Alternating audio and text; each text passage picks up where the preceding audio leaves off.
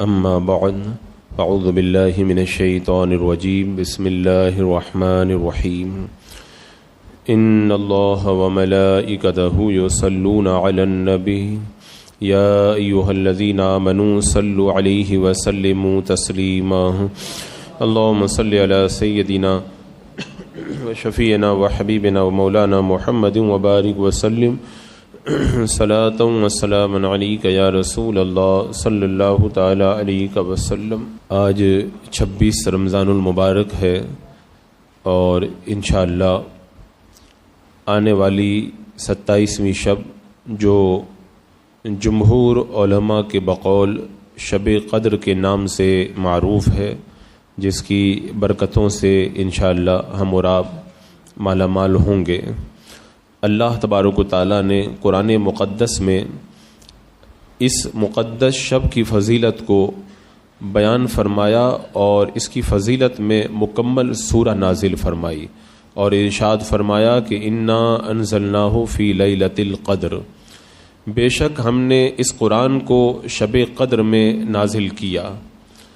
ویسے تو یہ ایک اختلافی بحث ہے کہ شب قدر کب ہوتی ہے، لیکن علماء کرام بالخصوص امام احمد بن حنبل اور امام اعظم ابو حنیفہ اور بعض شافعیہ اور کئی حضرات کا یہی قول ہے کہ شب قدر 27ویں رمضان کو ہوتی ہے۔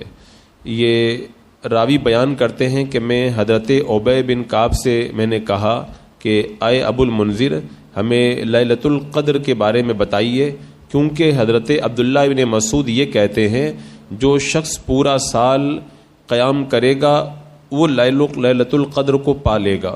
تو حضرت عبی بن کعب نے کہا کہ اللہ تعالیٰ ان پر رحم کرے، ان کو خود کو معلوم ہے کہ لیلۃ القدر رمضان میں ہے، یعنی انہوں نے جو یہ کہا نا کہ پورا سال جاگے گا تو لیلۃ القدر ملے گی، بولے پورا سال جاگنا نہیں بلکہ رمضان المبارک کے مہینے میں شب قدر ہوا کرتی ہے، لیکن انہوں نے اس بات کو ناپسند کیا کہ وہ تمہیں متعین کر کے بتائیں اور تم بھروسہ کر کے بیٹھ جاؤ، اس لیے انہوں نے تم کو نہیں بتایا۔ اس ذات کی قسم جس نے قرآن کو سیدنا محمد صلی اللہ تعالی علیہ وسلم پہ نازل کیا، لیلۃ القدر رمضان کی 27ویں شب ہی ہے۔ ہم نے پوچھا کہ اے ابو المنذر آپ کو کیسے پتہ چلا؟ انہوں نے کہا کہ اس نشانی کی وجہ سے جو نشانی ہمیں اللہ کے رسول علیہ الصلوۃ والسلام نے بتائی تھی، ہم نے اس کو یاد رکھا، شمار کیا۔ ہم نے پوچھا نشانی کیا ہے؟ انہوں نے کہا کہ اس کی صبح کو سورج بغیر شعاؤں کے طلوع ہوتا ہے، یعنی شب قدر کی صبح میں جب سورج نکلتا ہے تو روزانہ کی بنسبت اس کی ایک الگ ہی کیفیت ہوتی ہے، بغیر شعاؤں کے سورج طلوع ہوتا ہے، یہ اس کی پہچان ہے۔ اور حضرت عبداللہ بن عباس رضی اللہ تعالیٰ عنہ فرماتے ہیں اللہ تعالیٰ کا پسندیدہ عدد طاق ہے، یعنی 1 3 5 7، یہ جو طاق عدد ہیں یہ اللہ تعالیٰ کو پسند ہے، اور جو طاق ہیں ان میں اللہ تعالیٰ کو 7 زیادہ پسند ہے، کیونکہ اللہ تعالیٰ نے 7 زمینیں بنائی، 7 آسمان بنائے، 7 اعضاء پر سجدہ کرنے کا حکم دیا، طواف کے 7 پھیرے مقرر کیے، ہفتہ کے 7 دن رکھے، اور اس سے یہ پتہ چلا کہ 7 کا عدد اللہ تبارک و تعالیٰ کو بڑا ہی پسند ہے۔ تو پھر رمضان المبارک کے آخری عشرے کے اندر یہ 7ویں رات ہونا چاہیے، 7ویں رات جو 27ویں شب کہلاتی ہے وہی شب قدر ہونا چاہیے۔ اور لیلۃ القدر کے ایک روایت اور بھی ہے، یہ حضرت عبداللہ بن عباس رضی اللہ تعالیٰ عنہ سے روایت ہے کہ لیلۃ القدر کے حرف 9 ہیں، اور یہ لفظ سورہ قدر میں 3 بار آیا، تو 9 تیا 27، تو اس سے بھی پتہ چلتا ہے کہ 27ویں شب یہ شب قدر ہے۔ اور امام رازی نے ایک وجہ اور بھی ذکر کی کہ اللہ تعالیٰ ارشاد فرماتا ہے ہیا حتی مطلع الفجر، تو ضمیر لیلۃ القدر کی طرف لوٹ رہی ہے، یعنی یہ لیلۃ القدر کب تک رہتی ہے؟ فجر طلوع ہونے کے وقت تک رہتی ہے، اور یہ لفظ اس سورہ کا 27واں کلمہ ہے، اس سورت میں 27ویں جگہ میں یہ کلمہ واقع ہوا ہے، تو اس سے بھی پتہ چلتا ہے کہ شب قدر 27ویں شب ہے۔ بہرحال ہمارے بزرگوں نے اس پر غور کیا، عقلی اور نقلی دلائل اس پر پیش کیے، جن سے یہ پتہ چلتا ہے کہ جمہور علماء کا مذہب یہی ہے کہ شب قدر رمضان المبارک کی 27ویں شب ہے۔ اللہ تعالیٰ نے جو ارشاد فرمایا کہ ہم نے شب قدر میں قرآن نازل کیا، یعنی قرآن مجید رمضان کے مہینے میں لیلۃ القدر میں اللہ کی طرف سے آسمان دنیا میں مکمل نازل ہوا، پھر مکرم فرشتوں نے اس کو تھوڑا تھوڑا کر کے جو ہے پھر وہ نازل ہوا، حضرت جبریل علیہ السلام میرے آقا علیہ السلام کی بارگاہ میں تھوڑا تھوڑا کر کے لے کر کے آتے رہے، 23 سال اور کچھ مہینے کے اندر مکمل قرآن مقدس نازل ہوا۔ اور ابو العالیہ کی روایت میں یہ ہے کہ حضرت ابراہیم علیہ السلام کے صحیفے یکم رمضان یعنی 1 رمضان کی رات میں نازل ہوئے، زبور 6 رمضان کو نازل ہوئی، انجیل 18 رمضان کو نازل ہوئی، اور قرآن مجید 24 رمضان المبارک کو نازل ہوا، یعنی یہ قرآن مقدس کے نازل ہونے کا آغاز ہوا۔ یہاں پہ اللہ تعالیٰ نے جو ارشاد فرمایا کہ لیلۃ القدر 1000 مہینوں سے بہتر ہے، لیلۃ القدر کا 1000 مہینوں سے بہتر ہونا اصل میں اللہ تبارک و تعالیٰ نے بعض جگہوں کو عبادت کرنے کے اندر فضیلت عطا فرمائی ہے، جیسے اللہ کے رسول علیہ السلام نے فرمایا مسجد حرام میں 1 نماز پڑھنا دوسری جگہ 1,00,000 نمازوں کے برابر ہے، میری مسجد نبوی میں 1 نماز دوسری جگہ سوائے مسجد حرام کے 1000 نمازیں پڑھنے کے برابر ہے، اور بعض روایتوں میں 50,000 آیا۔ اور یہ ان مقامات اور جگہوں کو عبادت کے لیے خاص کیا گیا اور ان کے اندر ثواب بڑھا دیا گیا۔ اسی طرح کچھ ایسے وقت ہیں، کچھ ایسے ٹائم بھی ہیں، ان میں بھی عبادت کا ثواب بڑھا دیا جاتا ہے، جیسے رمضان کے مہینے میں نوافل کا ثواب فرض کے برابر ہو جاتا ہے، فرائض کا ثواب 70 درجہ بڑھا دیا جاتا ہے، تو اسی طرح لیلۃ القدر شب قدر کی عبادت کو 1000 مہینے کی عبادت سے زیادہ فضیلت عطا فرمائی گئی ہے۔ تو یہ اللہ تعالیٰ کا کرم ہے کہ بعض جگہوں اور بعض مقامات کی وجہ سے عبادتوں کا ثواب اللہ تبارک و تعالیٰ بڑھا دیا کرتا ہے۔ اور ایک سوال یہ ہے کہ اس کو لیلۃ القدر شب قدر کیوں کہتے ہیں؟ تو اس کو شب قدر کہنے کی علماء کرام نے مختلف وجوہات بیان کی۔ یہ اصل میں قدر عربی زبان کا لفظ ہے، اور عربی زبان میں قدر کے الگ الگ معنی آتے ہیں، تو اسی اعتبار سے علماء نے الگ الگ وجوہات بیان کی۔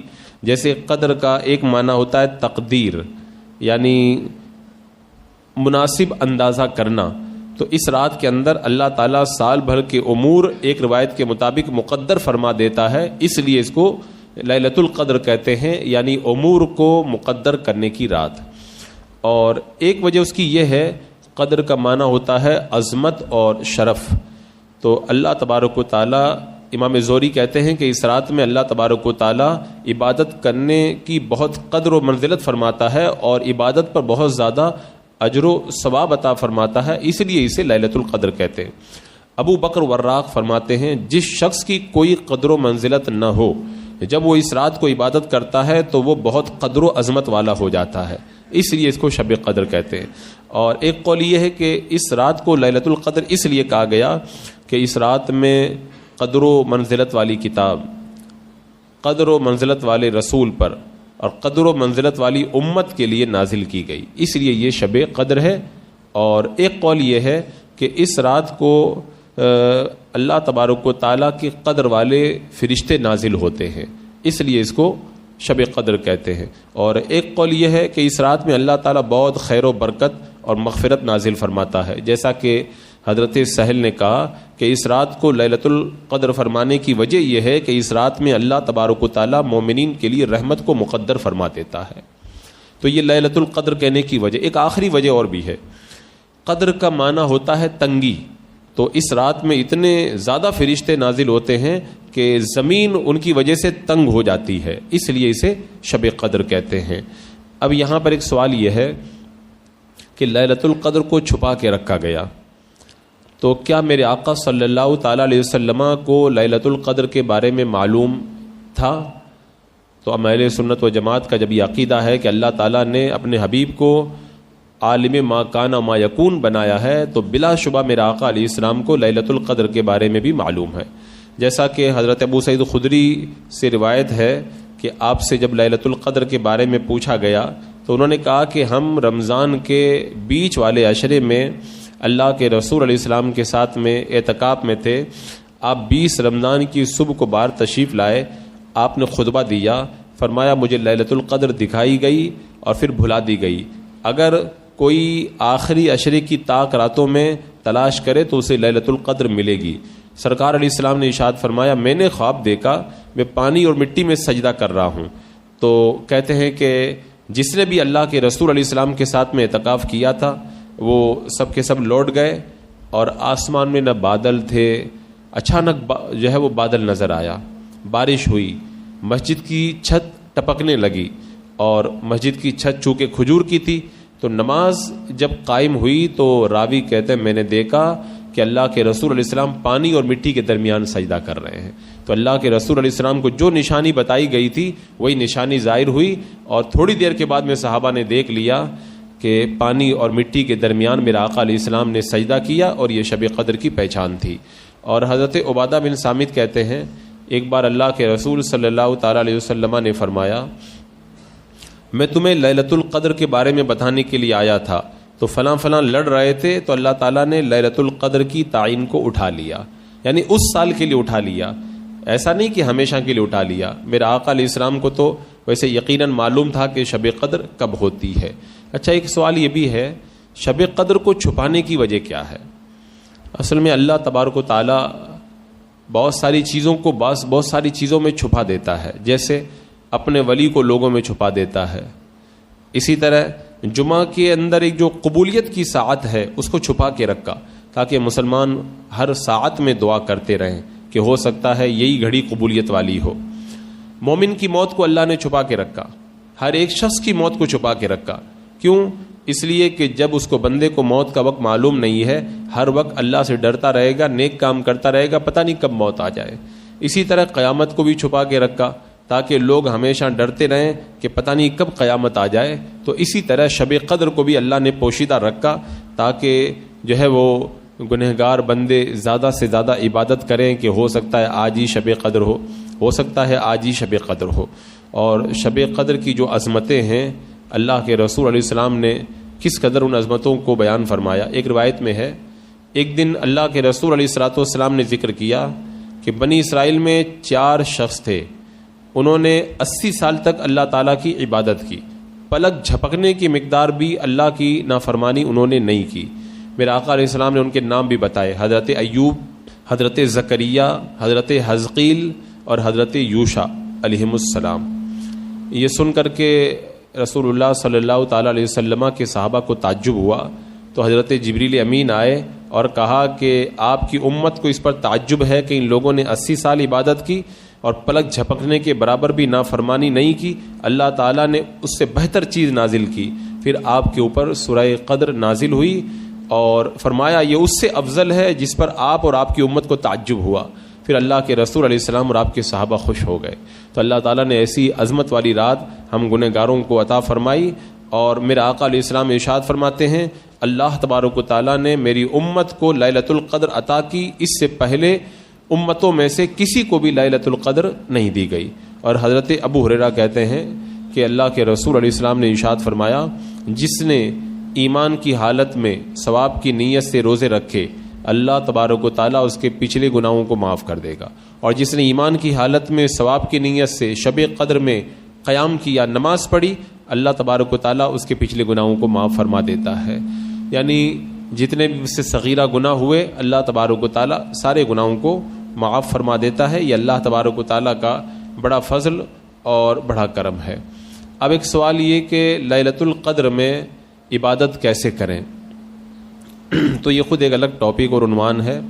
شب برات کیسے گزاریں کے نام سے جو میں نے رات گزارنے کا طریقہ بتایا تھا, تو شب قدر کو بھی اسی انداز کے اندر گزارنا چاہیے اور اس رات کے اندر اسی طرح سے عبادتیں ادا کرنا چاہیے. ایک سوال یہاں پر یہ بھی ہوتا ہے کہ کیا اس ایک رات میں کوئی بندہ عبادت کر لے تو یہ ایک رات 1000 مہینوں کی عبادت سے چونکہ بہتر ہے عبادت, تو کیا پھر سال بھر 1000 مہینوں تک عبادت کرنے کی ضرورت نہیں ہے؟ کچھ لوگ یہ سمجھ سکتے ہیں کہ ایک رات عبادت کر لیں 1000 مہینوں سے بہتر ہے, پھر 1000 مہینے تک عبادت کرنے کی ضرورت ہی نہیں ہے. ایسا نہیں ہے. شب قدر کی عبادت نفلی ہے اور باقی دنوں میں جو آپ پر عبادت فرض ہے یا واجب ہے، یہ نفلی عبادت اس فرض اور واجب کی جگہ نہیں ہو سکتی۔ 1000 مہینوں کی عبادت کا اللہ آپ کو ثواب عطا فرمائے گا، لیکن جو باقی دنوں میں آپ پر فرض عبادت ہے اس عبادت کو تو آپ کو ادا کرنا ہی پڑے گا۔ ایک سوال اسی طرح اور یہاں پر یہ ہے کہ کیا شب قدر میں جس طرح عبادت کا ثواب بڑھا دیا جاتا ہے تو کیا گناہ کی سزا بھی بڑھا دی جاتی ہے؟ تو اس کا جواب یہ ہے کہ اگر کسی شخص کو یقین کے ساتھ معلوم ہو جائے کہ آج ہی شب قدر ہے، اس کے باوجود بھی اس رات کے اندر گناہ کرے تو اور راتوں کی بنسبت وہ زیادہ عذاب میں گرفتار ہوگا۔ کیوں؟ اس لیے کہ ایک تو اس نے گناہ کیا اور دوسرا شب قدر کی بے حرمتی کی۔ جس طرح گھر میں گناہ کرو تو اتنا ہی گناہ ہے، لیکن جب حرم شریف میں گناہ کرو تو اس کا عذاب بڑھ جاتا ہے۔ تو اسی طرح اور دنوں میں گناہ کرو تو گناہ، اور شب قدر کو جان کر کے پھر اس میں گناہ کرو تو اس کا جو ہے وہ عذاب بڑھا دیا جاتا ہے۔ تو یہ اللہ تبارک و تعالیٰ نے ایسی مقدس رات عطا فرمائی۔ امام رازی فرماتے ہیں کہ اگر اللہ تعالیٰ اس رات کو متعین کر کے بتا دیتا تو نیک لوگ تو جاگ کر کے عبادت کر لیتے، لیکن جو گنہگار ہیں وہ ایک ہی رات میں عبادت کرتے، تو حکم دیا چھپا کر کے تاکہ زیادہ سے زیادہ عبادت ہو۔ اور ایک وجہ اور بھی یہ ہے کہ علم کے باوجود گناہ کرنا لا علمی سے گناہ کرنے کے بنسبت زیادہ سخت ہے۔ یہ آدمی کو پتہ نہ ہو گناہ ہو جائے وہ ایک الگ بات ہے، جان بوجھ کے گناہ کرے۔ ایک روایت میں ہے اللہ کے رسول صلی اللہ تعالی علیہ وسلم مسجد میں آئے، ایک صاحب سوئے ہوئے تھے، تو آپ نے حضرت علی رضی اللہ تعالیٰ عنہ سے فرمایا اسے وضو کے لیے اٹھا دو، اٹھا دیا۔ بعد میں حضرت علی نے پوچھا یا رسول اللہ، آپ تو نیکی کرنے میں خود جلدی کرتے ہیں، آپ نے خود کیوں نہیں جگایا؟ اللہ کے رسول علیہ السلام نے ارشاد فرمایا اگر میرے اٹھانے سے یہ انکار کر دیتا تو کفر ہو جاتا، اور تمہارے اٹھانے پہ انکار کرتا تو کفر نہیں، تو میں نے تم کو اٹھانے کا حکم اس لیے دیا کہ یہ انکار کرے تو قصور کم ہو۔ تو آپ دیکھیں اللہ کے رسول علیہ السلام نے گنہگاروں پر کتنی رحمت فرمائی۔ تو اسی طرح شب قدر کو بھی چھپا کر کے رکھا گیا تاکہ انجانے میں اگر گناہ ہو تو بندہ جو ہے وہ اتنا زیادہ عذاب کے اندر گرفتار نہ ہو۔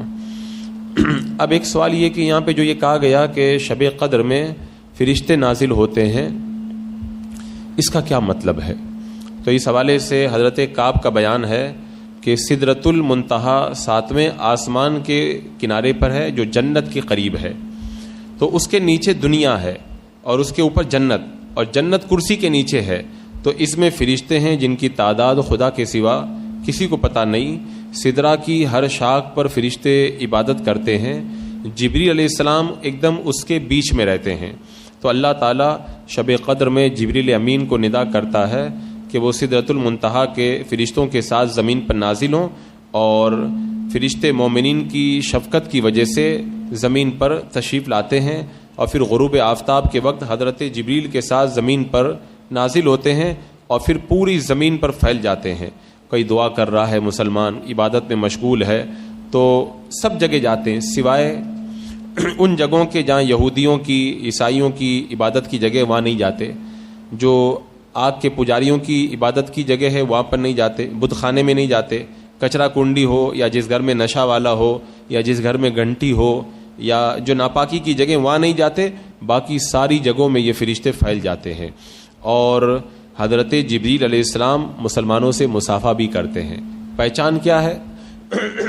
پہچان یہ ہے کہ اس وقت جب حضرت جبریل علیہ السلام مصافحہ کرتے ہیں تو مسلمان کے رونگٹے کھڑے ہو جاتے ہیں اور اس کا دل نرم پڑ جاتا ہے اور آنکھوں سے آنسو آنے لگتے ہیں۔ یہ اس بات کی پہچان ہے کہ جبریل علیہ السلام نے اس سے مصافحہ کیا ہے۔ اور ایک روایت میں ہے کہ امام رازی رحمۃ اللہ تعالی علیہ فرماتے ہیں کہ اللہ تعالیٰ نے فرمایا اس رات میں فرشتے نازل ہوتے ہیں، اس کا مطلب یہ ہوا کہ تمام فرشتے نازل ہوتے ہیں۔ اور اچھا ایک سوال یہ بھی ہے، فرشتے کیوں آتے ہیں؟ فرشتے شب قدر میں کیوں آتے ہیں؟ تو ایک وجہ تو یہ ہے کہ فرشتے اس لیے آتے ہیں کہ انسان کی عبادت اور اطاعت کے اندر کتنی کوشش کر رہے ہیں ان کو دیکھیں کہ لوگ کتنی محبت سے عبادت کر رہے ہیں۔ اور دوسری وجہ یہ ہے کہ اللہ تعالیٰ نے وعدہ فرمایا ہے کہ آخرت میں اہل جنت کے بعد فرشتے آئیں گے، تو اللہ تعالیٰ نے بتا دیا کہ آخرت میں تو آئیں گے ہی، اگر دنیا میں بھی تم میری عبادت کرو تو دنیا میں بھی فرشتے تمہارے پاس میں آئیں گے۔ اور حضرت علی رضی اللہ تعالیٰ عنہ نے فرمایا فرشتے اس رات کو اس لیے آتے ہیں کہ ہم پر سلام پڑھیں، ہماری شفاعت کریں، اور جس کو ان کا سلام پہنچے گا اللہ تعالیٰ اس کے گناہوں کو معاف فرما دے گا، تو وہ ہمارے لیے جو ہے وہ رحمت کا سامان بن کر کے تشریف لاتے ہیں۔ اور پھر یہاں پہ جو یہ فرمایا کہ تنزل الملائکۃ والروح، فرشتے آتے ہیں اور روح آتی ہے۔ روح سے مراد کیا ہے؟ روح سے مراد ہے حضرت جبریل علیہ السلام، اور اللہ تعالیٰ نے ان کا خاص طور سے یہاں پر ذکر فرمایا، جیسا کہ میں نے وہ حدیث پاک ابھی آپ کے سامنے رکھی۔ اور اسی طرح فرشتوں کے نازل ہونے کی ایک حکمت امام راضی علیہ رحمہ نے بھی بیان فرمائی کہ فرشتے ہماری ملاقات کی تمنا رکھتے ہیں لیکن اجازت کے منتظر رہتے ہیں، تو اللہ تبارک و تعالیٰ جب اجازت دے دیتا ہے تو سب قطار در قطار ہم سے ملنے آتے ہیں، اور شب قدر میں اللہ تعالیٰ ان کو اجازت عطا فرماتا ہے۔ لیکن اب کوئی اگر یہ پوچھے ہم اتنے گنہگار ہیں، فرشتے اتنے نیک ہیں، وہ اتنے نیک ہو کر ہم گنہگاروں سے ملنے کیوں آتے ہیں؟ تو اصل میں اس کی وجہ یہ ہے کہ فرشتوں کو ہمارے گناہوں کا پتہ نہیں چلتا، سب فرشتوں کو نہیں پتہ چلتا، کیونکہ جب وہ لوح محفوظ کو دیکھتے ہیں تو مسلمانوں کی عبادت کی جو تفصیل ہے وہ پڑھ لیتے ہیں، لیکن جب گناہوں پہ پہنچتے ہیں تو لوح محفوظ پہ پردہ ڈال دیا جاتا ہے۔ اس وقت فرشتوں کی زبان سے نکلتا ہے سبحان ہے وہ ذات جس نے نیکیوں کو ظاہر کیا، گناہوں کو چھپا دیا۔ تو ہم گنہ گار ہیں لیکن اللہ اتنا کریم ہے، ہمارے گناہوں پہ پردہ ڈال کر کے رکھتا ہے۔ اگر کوئی یہ سوال کرے کہ فرشتے خود عبادت سے مالا مال ہیں، تسبیح کرتے ہیں، تحلیل کرتے ہیں، اور بھی قیام رکوع بہت ساری عبادتوں سے مالا مال ہیں، وہ ہماری عبادت دیکھنے کیوں آتے ہیں؟ تو اس کا جواب یہ ہے کہ کوئی شخص خود بھوکا رہ کر اپنا کھانا کسی ضرورت مند کو کھلا دے، یہ وہ عبادت ہے جو فرشتے نہیں کرتے، کیونکہ وہ کھانے پینے سے پاک ہیں۔ گناہوں پر توبہ اور ندامت کے آنسو بہانا، گڑ گڑانا، اللہ سے معافی مانگنا، یہ وہ عبادت ہے جو فرشتوں کے یہاں نہیں ہے۔ کیوں؟ اس لیے کہ فرشتے جو ہیں وہ گناہوں سے پاک صاف ہیں۔ اور اسی طرح اللہ تعالیٰ کی یاد کے لیے رات کے پچھلے پہر میں اٹھنا، خوف خدا سے ہچکیاں لینا، یہ وہ عبادت ہے جو فرشتوں کے یہاں نہیں ہے۔ اور اللہ تعالیٰ ارشاد فرماتا ہے کہ گنہگاروں کی سسکیاں اور ہچکیاں، ان کی آواز اللہ تعالیٰ کو تسبیح و تحلیل کی آوازوں سے زیادہ پسند ہے، اسی لیے فرشتے یاد خدا میں آنسو بہانے والی آنکھوں کو دیکھنے کے لیے جو ہے وہ زمین کے اوپر اترتے ہیں، ہمارے گناہوں سے جو توبہ ہم کرتے ہیں اس کو دیکھنے کے لیے زمین کے اوپر نازل ہوتے ہیں۔ اور امام راضی رحمۃ اللہ تعالیٰ علیہ نے فرمایا کہ اللہ تعالیٰ نے وعدہ فرمایا ہے کہ آخرت میں فرشتے مسلمانوں کی زیارت کریں گے اور آ کر کے سلام پیش کریں گے، لیکن دنیا کے اندر اللہ نے شب قدر ہی کے اندر ہم پر سلام بھیجنے کے لیے فرشتوں کو نازل فرما دیا۔ اور ایک بات اور یہ بھی ہے، ایک آدمی عبادت کرتا ہے لیکن جب کوئی نیک آدمی بیٹھا رہے تو عبادت زیادہ کرتا ہے، تو اسی طرح اللہ تعالیٰ فرشتوں کو نازل فرماتا ہے تاکہ ان کے آنے کی وجہ سے ہماری عبادت زیادہ ہو جائے، ہم اور محبت کے ساتھ میں جو ہے وہ عبادت کے اندر مشغول ہو جائیں۔ ایک وجہ فرشتوں کے آنے کی یہ بھی ہے کہ اللہ نے جب انسانوں کو پیدا کرنے کا ارادہ فرمایا آدم علیہ السلام کو، فرشتوں نے کہا تھا اللہ ہم تیری عبادت کرتے ہیں تو انسان کو کیوں پیدا کرتا ہے؟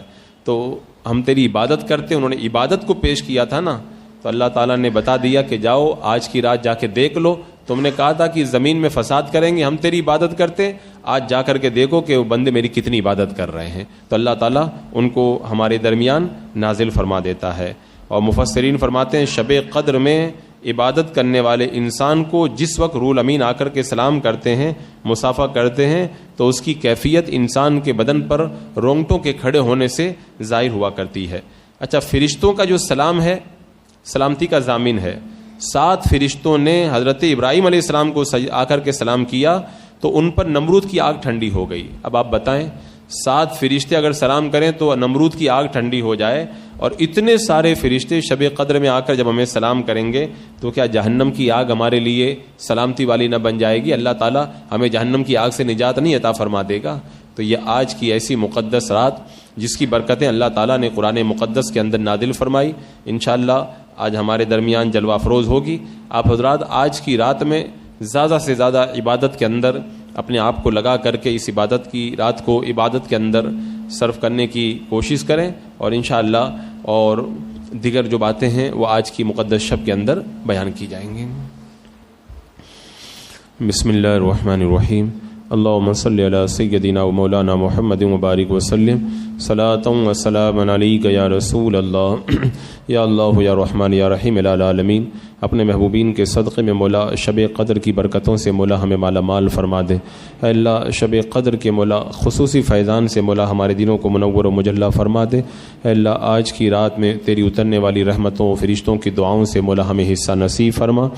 ختم قرآن کی برکت اور مولا شب قدر کی برکتیں ہمیں عطا فرما۔ ایمان پہ زندگی، ایمانی پر خاتمہ عطا فرما۔